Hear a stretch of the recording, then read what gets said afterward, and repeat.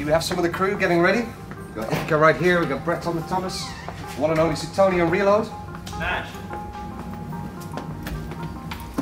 Right here we've got the commentating booth and the studio. Come and have a look. Should I be gesturing or will that take up the whole Our host Apothony getting ready for the show. Visual technician Jake. Let's go and have a look upstairs, come on.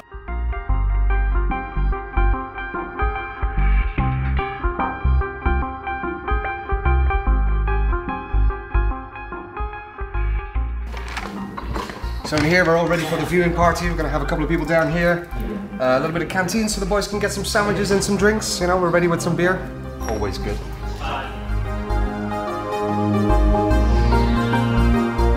This is one of the magic rooms. Here we have the director. BRJ will be directing from here. We've got Biohazard actually putting out the stream. So you can actually watch what's going on. And Alexei Aksan will be doing all the statistics from here as well. Last but not least, right here is the magic room where the boys will be mixing all the sound and the video. Yes, you know, it's the ones who's going to control what's on that. Yeah. Hope you guys enjoyed the stream.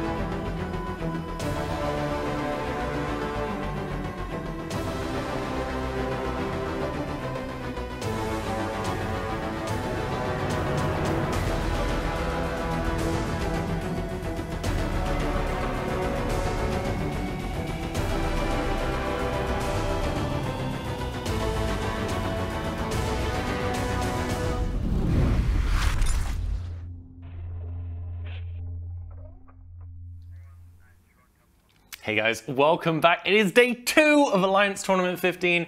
I'm your host Apothony, and with me returns Brett Thomas and Suetonia.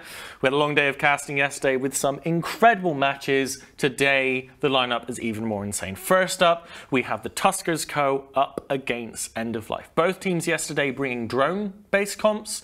As we saw many of them yesterday, Tuskers bringing a no-logi comp with EOSs in the top end, whereas End of Life brought a drone comp themselves with Logi. However, they did have Logi. Yes, they had Neros. However, they went for Dommies in their top end. So no guarantee that either team will bring the same comp or even drone-based comps. But let's talk briefly a little bit about what we saw from those two teams yesterday. So Tuskers, EOS top end but no Logi, and End of Life with those Dommies. What firstly do we think about EOS versus Dominic's as your top end ship?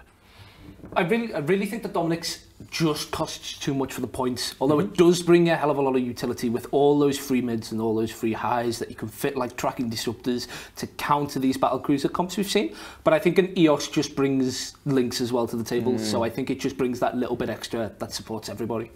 Yeah, Suetonia, I think it's probably fair to say that we weren't expecting a no Logi comp from the Tuskers. I mean, Logi tends to give you that extra longevity, which means that you get the opportunity to make more decisions, the opportunity to fly better, which is certainly something that an execution finesse-based team like we expect the Tuskers to be goes their advantage. What do you think the thought process behind bringing a no Logi drone comp was? Do you think it's to maybe throw off what the teams they expect to face later down the line expect, knowing that they can win versus perhaps one of the lesser teams? I think that drone comp is kind of an all-in comp, even with a Logi. The idea is you have a finite, you have a limited number of drones, especially on Vex and Navy issues, because if they get killed, you don't really have any replacements. What that comp really wants to do is kill the enemy Logi and then just get through enough ships to the point where then they can just finish the match. And by putting more points into drone ships rather than Logi, you have that much more DPS and win the match faster. Also, in that comp, it's a bit hard to stay in Logi range all the time. In fact, we saw, for example, the Goon Swarm team, they brought Augurer and all of their ships all clumped together and then they all got caught very quickly, one after the other, whereas Tuskers, with their no logi, they were able to spread all the way around the arena. They don't have to worry about staying within 70 kilometers of the nearest. So do you think it might be somewhat analogous to the Kingslayer style comp? So that obviously ran a T1 logi, ran 3 Typhoons, same idea. Lots and lots of DPS, nuke the logi first, and then just be at an advantage in the inevitable DPS EHP trade. Yeah, that's the whole idea behind that comp. And it's very hard to get away from those drone navigation drones, especially on Vex and Navy issue and Ishtar bonuses. Yep. Well, we do have about 7 minutes before the match comes up today. We must plug a few things. Of course, we have our sponsor, Chill Blast, who's provided some great tech for us to play with and make the stream as good as we can possibly get it. We should plug the fact that we're doing an AT viewing party next weekend. Come down to Antenna Nottingham. It's the same venue, hosts the event meets that happens usually towards the end of each year, and I believe they have them in the spring as well. They're really good fun to go to, but we're having an AT viewing party. That's on the 5th and 6th of August. That's next weekend. Come up, hang out with us here when we're on break and just watch the AT surrounded by other nerds. Then a little later on in the year, we have Event London on the 18th of November. That is the oldest running EVE meet. It used to be the Veto meet before Event took it over the running of it. That's a fantastic meet. Kind of you get to see the same people year after year after year, and it's just a really cool day hanging out with your nerd friends. Still, first match of the day, Tuskers versus End of Life. Let's do a little bit of predictions. And talking about predictions, we're beta testing a little tool we've got today. We had the graph tools yesterday. Today, we're going to be having a vote for the audience. So you'll see me yesterday asking my analysts here, who do they think is going to win? Today, audience, we are asking you who is going to win. So eventually that will come up. I don't think it's up quite yet, but you'll be able to vote towards some link as to who you think is going to win. And they'll be able to see as well as what the analysts think, as well as what you guys think are going to win. Now, another thing to mention is, of course, the fact that we have a second stream up today. There was no second stream yesterday for the matches, so we did in fact miss a couple matches until the German stream got going.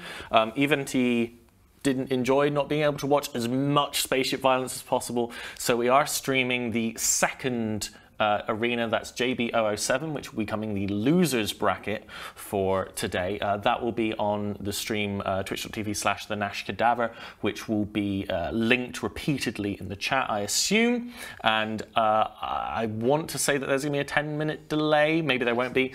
I should warn you that there will not be any commentary on that stream, but it should have the fancy UI. So we don't have enough commentators. We don't have enough staff to do another full production, but at least you'll be able to watch the matches and just have the UI, so you can at least, you know, watch the teams that you're especially supporting, participating, going through there. There it is, spamming through chat now. Lovely. Still, we have 5 minutes before the matches begin. So yesterday, I want to say we kind of had a few upsets. Let's cover briefly, you know, what teams we expect to be doing well this year. So who are, you know, our top 2, our top 4, our top 8, perhaps, teams that we expect to do well. What teams should the viewers be looking for today that we expect to do well, to kind of pick up tips on what the meta is going to be looking forward and how to fly those ships. So Brett, who are your picks to be the top teams this year and why? I think primarily the people that we all know have been previous winners or placed second, people like the Tuskers, people like Pandemic Legion, the Ronin, all these teams that have finished in the top 4 to top 8. These are teams with a lot of pedigree and a lot of experience, and if you want to learn how to be good, you should watch them. So Tony, how about you? Do you have any picks for top teams, perhaps some lesser known names that we're expecting to rise up this year? Yeah, I think Volta, maybe. They won 80-10. They've always had a really strong performance throughout. They did pretty well in 80-11, 80-12, I believe they've always made at least top 16 or top 8 in the past 5 tournaments, and they won 80-10. Yeah. So they're kind of the underdog of the big boys. And I think with Hydra now in the losers bracket, now Volta don't actually have to play Hydra, which a lot of people thought Hydra would take them on in the 4th game that they will play, which will be on the 2nd weekend. Yeah, assuming no more crazy upsets, we should expect to see Volta and Pandemic Legion meet in the winners semi-finals, going through their bracket. You know, of course, upsets notwithstanding, like, you know, can never trust PL not to just completely fly out the arena and lose a match, especially if we're fielding a lot of habit pilots. Still, moving on, we have, like I said, 3 minutes for the match. We have all the vote tallies are up. Currently, you guys are going 89-11, Tuskers to End of Life. I think that's pretty well. It's growing now 90 to 10. Okay, so I think the audience knows who they expect to win. But you know, I'm going to believe in End of Life. I'm hoping, believing for another upset. Maybe End of Life can take it. We'll just have to see. For those of you just tuning in for today, we'll briefly cover the format before we go into the match. We have 10 pilots allowed per team, but more importantly, you get 100 points. Each hull is given a point value by the Lord Master of the AT, that is CCP Fozzie, and then you choose your comp up to 100 points, and then the goal is to destroy as many of your opponent's ships, gaining you those points on your side. The person with the most points wins the match at the end of the 10 minutes if you don't kill all of your opponents before the end. Still, it is time for the match to come up, so we will hand it over to the casters for the first match of the day. It's going to be the Tuskers versus End of Life.